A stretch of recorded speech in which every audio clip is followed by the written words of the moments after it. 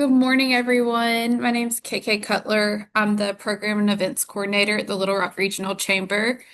Thank you for joining us today for Take a Break and Educate. We're going to be hearing from Jack Thomas, our VP of Economic Development at the Little Rock Regional Chamber. Jack, I'm going to hand it over to you. All right. Thanks, KK. Looking here at the attendees list over here, see some familiar names, some friends on the list. So thank you all very much for joining us.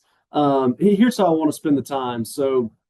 Um, we build 3-year economic development strategic plans. So we go out every 3 years and build strategic plans to execute on our work. So I'm going to share what that looks like with the group, and walk through what we've accomplished over the last 3 years, and then what we hope to accomplish over the next 3 years. You'll see from time to time. Can you guys see? Is my screen up? Do you guys see the? Okay, Jared's giving me a thumbs up in the other direction, so we're good. Um, we build these 3-year plans. You'll hear us talk about MetRock Forward. So MetRock Forward is the brand of our economic development division here at the chamber, derived from the Metro Little Rock region, moving it forward. When Jay Cheshire, our CEO, got here in 2005, what he saw was that there were very segmented economic development efforts across Central Arkansas. There were cities doing this, but there was not a regional approach. And the regions that were winning across the country had a regional approach to economic development. And what we mean by that is that collectively, if we pull together all the assets of Central Arkansas, we have a better chance of winning projects, recruiting investment, recruiting people when you tell a full regional story.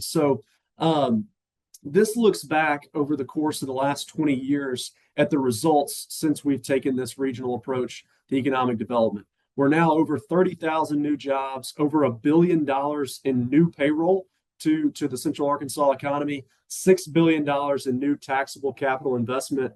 I use the term taxable capital investment because when we recruit these companies to Little Rock and Central Arkansas, when they invest here, that investment is taxable by the city, by the county, and by the school district, the public school districts. So those entities, regardless of city, regardless of county, regardless of school district, receive significant funding from the companies that we work to bring to this market. Looking back over the last 20 years, there's over 60,000 more people that are working in the region. Our regional economy, in terms of GDP, has nearly doubled, and our population growth, there's over 123,000, almost 125,000 more people living in the Central Arkansas region today than when we started this. So I talked about the regional approach to economic development. Our chamber team here, we staff a regional marketing organization called the Metro Little Rock Alliance that's made up of cities and counties and chambers of commerce from across Central Arkansas that all understand the regional approach and the value that it provides. And for many communities across Central Arkansas, the ability to attach themselves to the assets of other communities that they don't have specific to their community. So again, we're able to tell this larger story. And part of the reason that this was implemented was that many projects look at a labor shed, and there are projects that will only consider metro areas with a population 1 million and above. Well, Little Rock didn't have 1 million people. Pulaski County doesn't have 1 million people. Even the Little Rock MSA doesn't have 1 million people. But when in 2005, when they stretched this out to an 11 county market, now 13, based on the willingness of Russellville and Arkadelphia to come into what we're doing, that got us to that million person threshold. So this is the 13 county market that we serve, stretching from Russellville in the northwest corner to Searcy in the northeast corner, all the way down to Arkadelphia, and then over to Pine Bluff and everywhere in between. Not all the cities and counties participate. Not all the cities and counties within Central Arkansas are serious about economic development and having a fully staffed and fully functioning economic development program. We really refer to our regional organization as a coalition of the willing. And there are a lot of cities and counties that are willing to participate with us in this work, some that aren't. So, but this is the geography that when we get a request for information, we survey this entire geography to see what is the best site. Because at the end of the day, our job is to match the needs of a company with the needs of the community. And that community may be Little Rock, that community may be Searcy, it may be Russellville, maybe Arkadelphia, could be Pine Bluff. But that's our job, is to match the needs that the company has with the needs that the community has. So our work spans that 13 county market. I talked about how we run 3-year strategic plans. At the 3 years ago, when we were out meeting with our investors to say, what do you guys want us to accomplish over the course of the next 3 years? There were really 4 things. Number one, job growth, 4,500 new jobs with $205 million in new regional payroll. We did that. Almost 5,000 new jobs with over $250 million in new regional payroll. Number 2, build out career pathways with partners in the area high schools. What does this mean? This is a workforce development initiative. You guys may have heard us talk about the academies of Central Arkansas. Our goal is to bridge the gap between education and employment to create the next generation of workforce for the next generation of jobs that we have in this market. Whether that's college, whether that's career, whether that's enlisting in the military, we want to make sure that the next generation of students in Pulaski County are well on their way and equipped with not just the skills, but the credentials to be able to move into that next step, whatever that looks like for them. We created over 100 career pathways at the high schools here in Pulaski County with 95 partner companies. So what this looks like is companies like a Baptist Health that comes in and sets up a clinic within one of the high schools to train future nurses so that they're ready when they graduate to step into those career fields. Number 3, develop and gain certification of a mega site. What is a mega site? I'm glad you asked. So there's no industry definition for what a mega site is, but typically a 1,000-acre piece of property with road, with rail, potentially with barge access. And in our case, we've now put together 875 acres at the Port of Little Rock that our goal is to attract a generational economic development project. So what I mean by generational is 1,000+ jobs, billions in capital investment. If you look at an automotive OEM, an automotive manufacturer, that's the golden egg of economic development. That's what we would love to attract to the site because of the ancillary suppliers that come with them. If we're able to locate an automotive company on the Little Rock Port mega site, there's going to be 10, 15, 20 suppliers that need to be within 20, 30, 60 miles. So going back to the regional approach to economic development, if we land something on the Little Rock Port mega site, then everybody in Central Arkansas has a chance to win. So over the last 3 years, we certified that site. What does certified mean? That means that we have eliminated all risk for companies.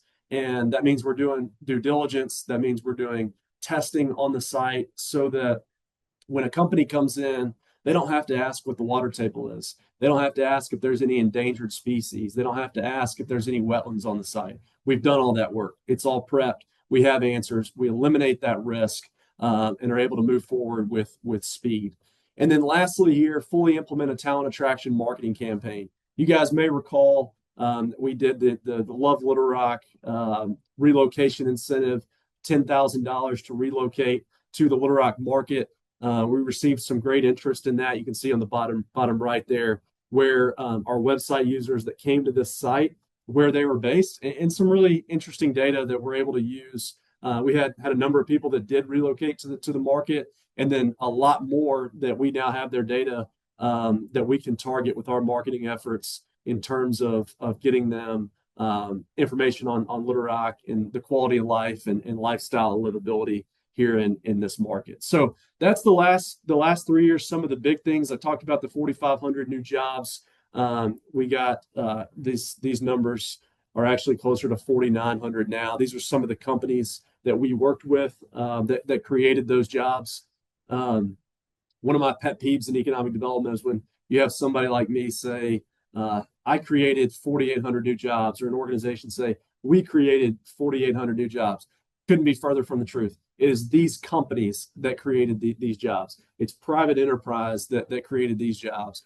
Our job was to make sure that they landed here that investment landed here and not someplace else. So you can see some of those companies that we worked with, international groups, local groups that we helped build the business case for their expansion to happen here and not someplace else, and a really, really good portfolio of companies that we've worked with. I'm not going to go into all the weeds here, guys. This is just an example of the last 3 year strategy that we built and then how we executed on that. One thing that I will call out here, just as an example, is that in our world, we can talk about Little Rock, we can talk about Arkansas, and we can sell that as a product.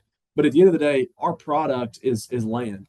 If we're recruiting these companies, but we don't have a place to put them, then what we're doing is we're selling from an empty wagon. So 3 years ago, a little over that, we recognized a deficiency in 20 to 200 acre sites that as we were recruiting companies that we could put them on. Well, fast forward, we put some property under contract, 800 acre piece of property at the port, some other properties around the region.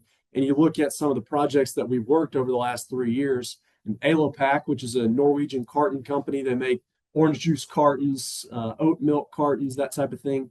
They invested $150 million on a 25 acre site.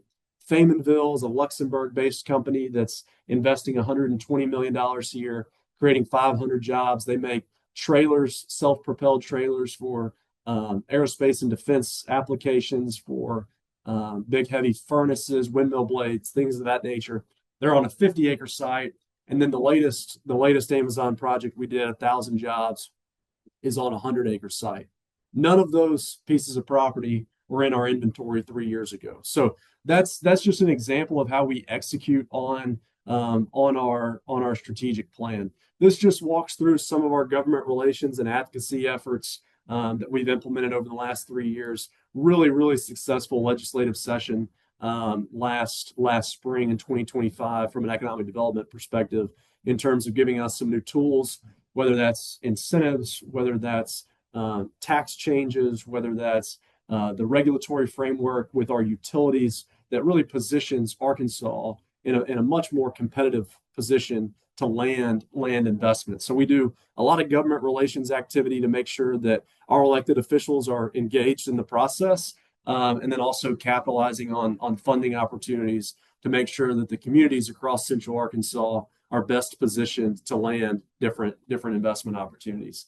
And that work over the last 3 years has generated a lot of positive press. And I think one of the things to note here is that part of our job is to constantly be a positive megaphone from a marketing and PR standpoint for Little Rock and Central Arkansas.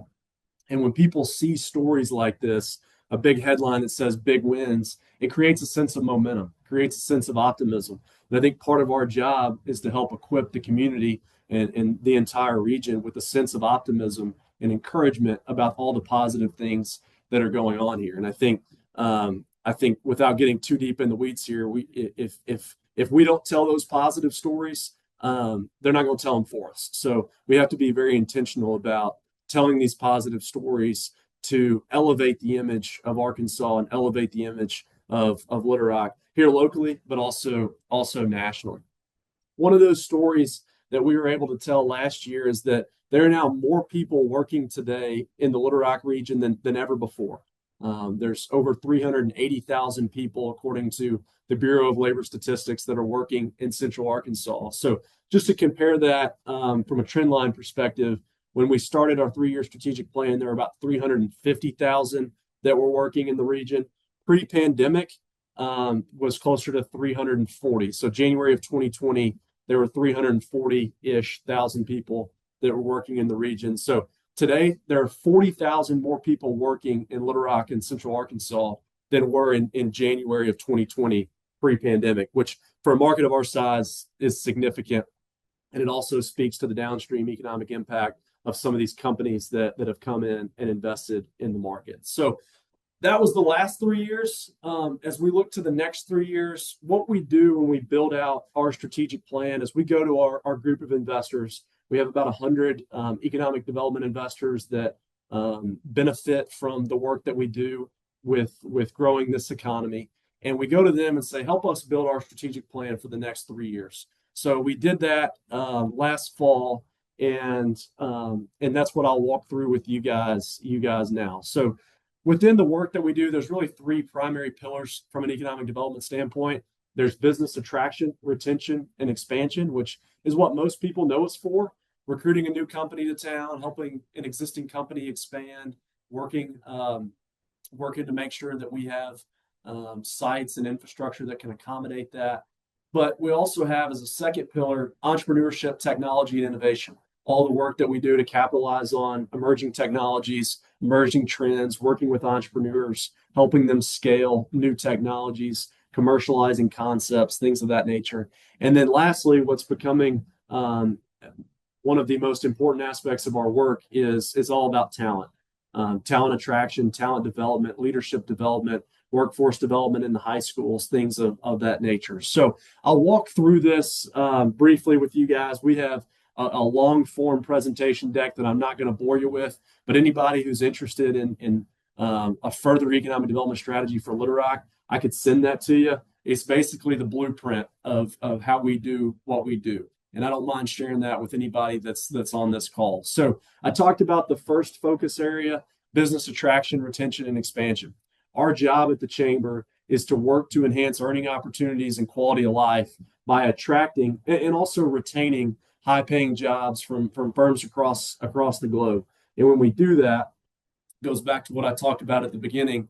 We're increasing the tax base by attracting that capital investment, which takes pressure off all of us that live here because you have new entrants to the market, whether that's new corporate tax, new property tax, new sales tax from businesses, but also from new people.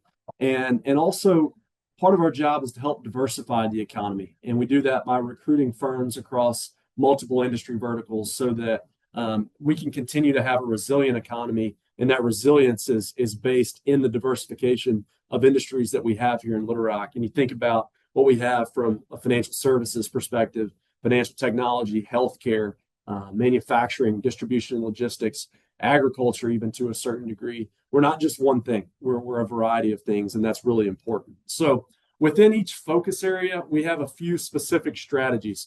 And I won't go into each of these in too much detail, but basically on the business attraction, retention, and expansion side, we know that we have to market. We know that we have to get in front of our target audience, which is corporate site selectors, people who are advising companies on where to locate, and then also the companies themselves, executives at these companies that are deciding where to invest their capital. We want to bring as much of that capital investment to Little Rock and Central Arkansas as we can.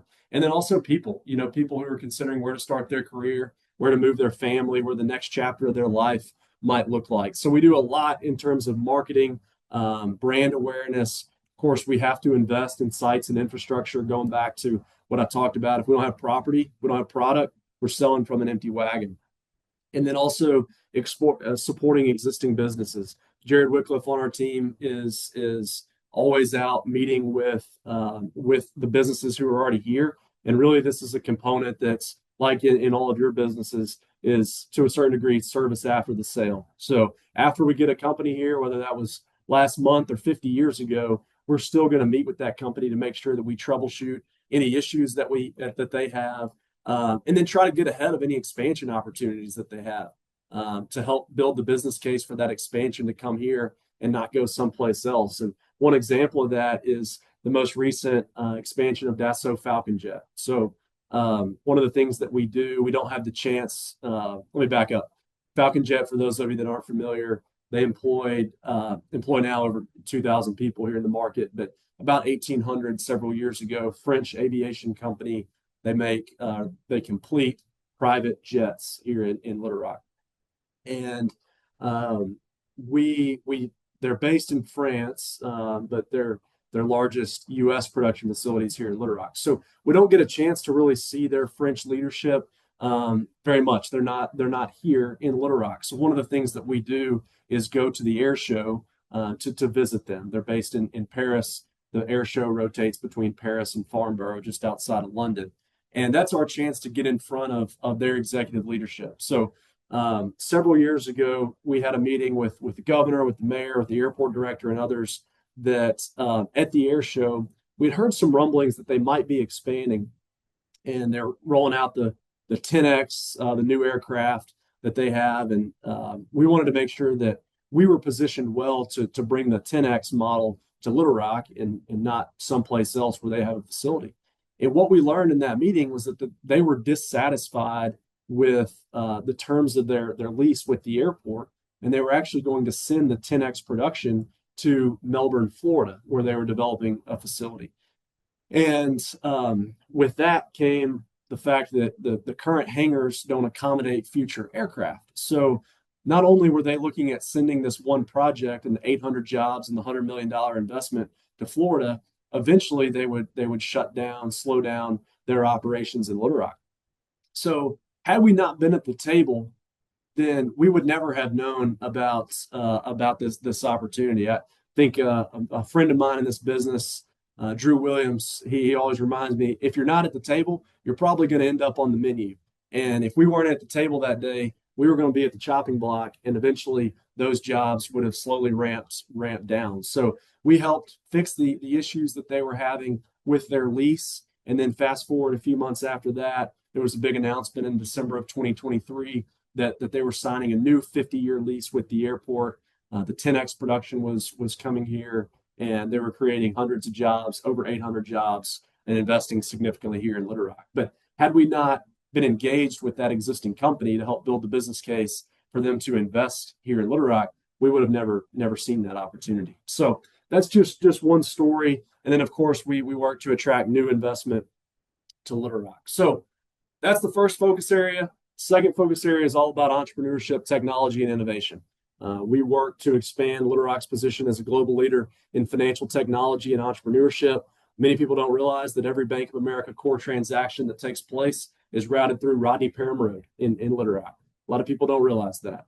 But we work to meet regularly with entrepreneurs. We support a number of different accelerator programs and pre-accelerators. And then we monitor emerging trends and new industries to try to attract technology jobs to Little Rock. And a good example of that right now is the work we're doing monitoring data center investment opportunities, also monitoring the emerging lithium technologies that are taking place to see where on the supply chain does Little Rock fit. When you think about lithium, you've got the raw material in the southern part of the state. You now have automotive grade steel in Northeast Arkansas and Mississippi County. It makes a lot of sense if we were ever to get back to the EV boom that we saw a few years ago, that any battery production or EV production could take place here in Little Rock, given our proximity to that material of lithium plus the automotive grade steel up in the northeast part of the state. So there's a number of things that we do to monitor those emerging technologies and emerging trends, emerging industries across the economy. We also work to recruit technology-based businesses and international entrepreneurs to Little Rock. We've had some great success stories, whether it's Bond AI or Secure Tech, of new technology, new entrepreneurs moving to Little Rock, hiring locally, but also bringing people with them to grow the tech scene here in Little Rock. We work to foster the entrepreneurial ecosystem, providing support to early stage companies. I talked about the accelerators and the pre-accelerators that we run. So if you're an entrepreneur that you have a concept in your head, helping you commercialize that concept. We partner with the Venture Center. Jay helped start the Venture Center many years ago, and we're very, very involved with helping entrepreneurs scale and go from a concept to commercializing that concept out in the marketplace. And then also providing support for women and minority-owned businesses, as well as international relocation assistance and veteran-run startups through the work that we do, and then partner organizations do as well. So that's a little bit about entrepreneurship, technology, and innovation. And then lastly, the last vertical is all about talent development, recruitment, and retention. So identifying talent gaps, what those skills gaps are. We run a number of different roundtables to uncover what issues employers are having, and then again, how we can bridge the gap between what employers are asking for and the education system. We work to attract talent to Little Rock. I talked about the relocation incentive that we did 3 years ago. We're gearing up to launch a regional talent attraction brand and strategy that will equip employers with what they need to help sell Little Rock to people that may move here.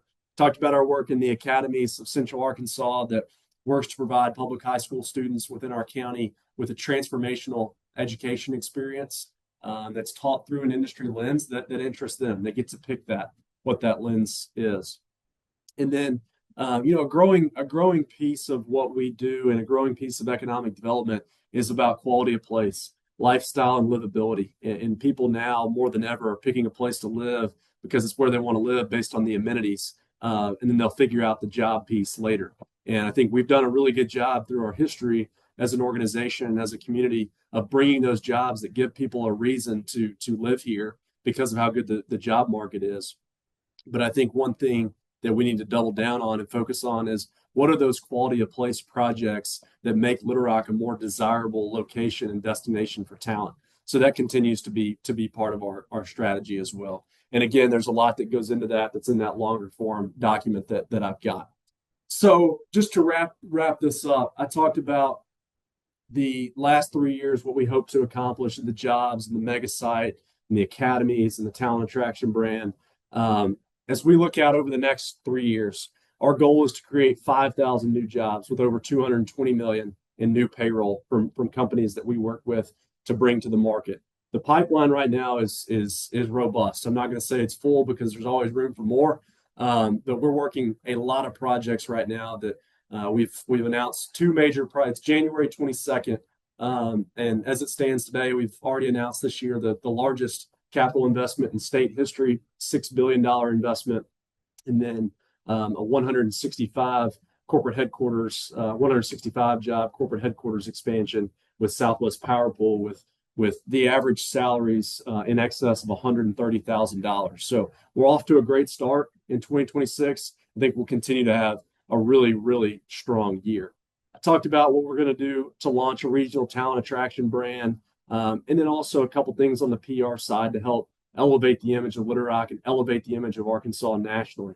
Again, I want to emphasize this, that if we're not telling positive stories, nobody's going to tell those for us. So we all have to be very deliberate in being positive messengers for the way that we talk about our community, the way that we care about our community. And I think one of the things is that we can all elevate the image of Little Rock and all elevate the image of Arkansas through the way that we care for our communities and treat our neighbors, and that speaks volumes about what our community is all about. So, in terms of metrics, we have a 10-year target here at the chamber that we set in 2023. That if we do everything right, if we're firing on all cylinders, that we'll get to 400,000 people working in the Little Rock region by the end of that 10 years, which is at the end of 2033.